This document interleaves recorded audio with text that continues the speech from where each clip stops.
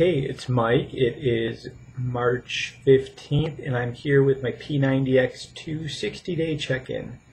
In the middle of my recovery week, I went 3 weeks in the foundation phase, and then 5.5 weeks in the strength phase.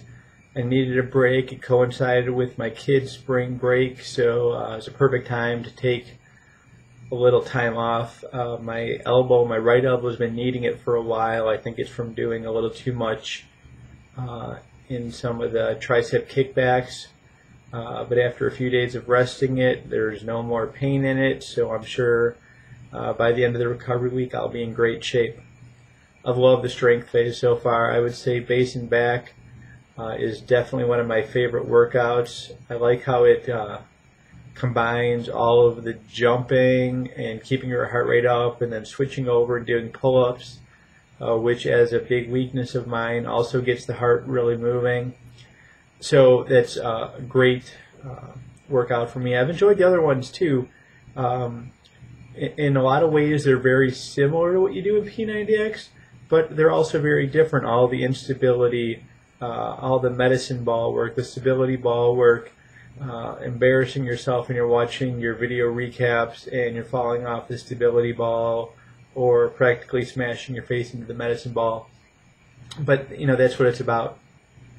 The other good thing, because I do travel about half the week, I do half of my X2 workouts in a hotel room, and the hotel room options that they give you work perfectly.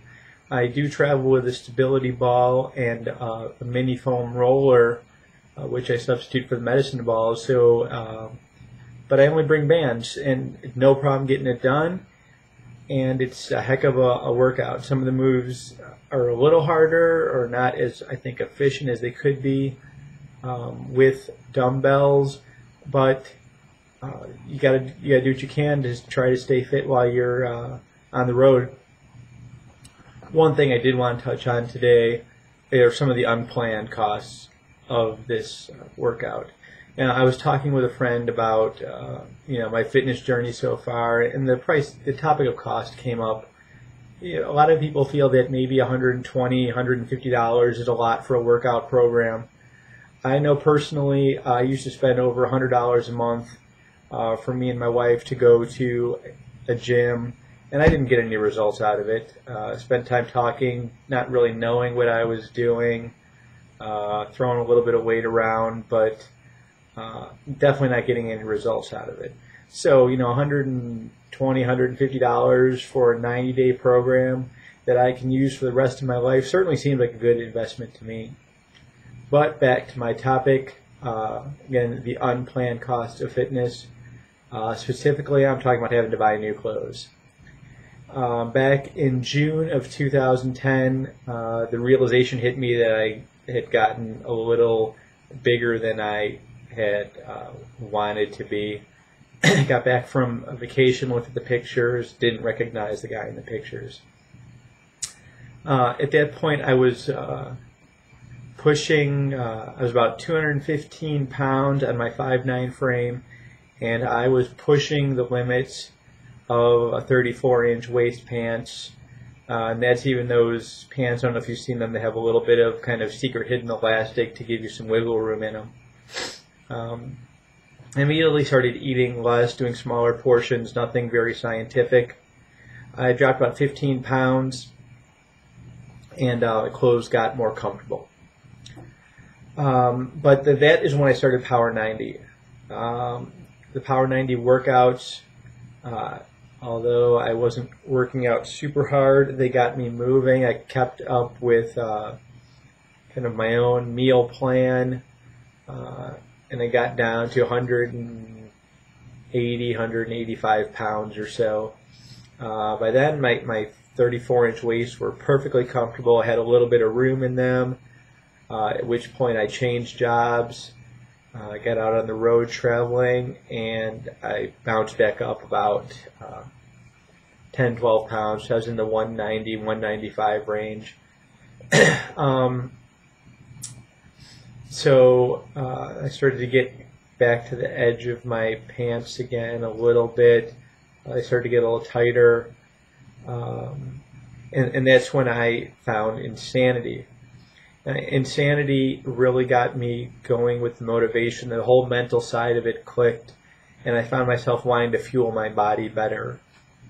Over the next few months, got my weight down closer to where I had expected to be, so that by the time I started P90X2 on January 16th, I was at 174 pounds.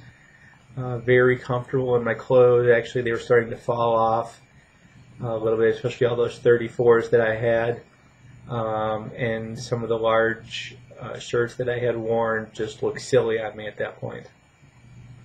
So now I'm 60 days in. As of my last weigh-in, before I left out of town for my recovery week, I weighed 160 pounds, give or take a half a pound. And clothes have been just falling off me. Eventually I had to go and buy 32-inch pants that are now a little bit too loose. I've had to buy almost all medium shirts. All my larges are gone. They were practically billowing in the wind, and now I'm wearing more of a slim fit medium size. I went and bought some shorts, 30-inch waist. I just bought some jeans, also in a 30-inch waist, and they have a little bit of room for comfort in there as well. So I'm definitely moving my body in the right direction. And the biggest signal for me, I was in my break room at work making some tea, green tea, and my wedding ring fell off into the garbage can. I immediately dug it out, cleaned it off, and headed down to the street to the jeweler.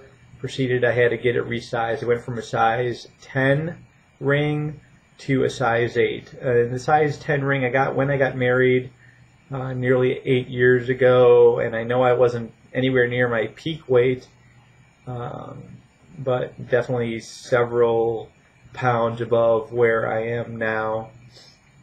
So right now I'm sitting at about 160 pounds. I'm as strong as I've ever been. I'm as fit as I've ever been.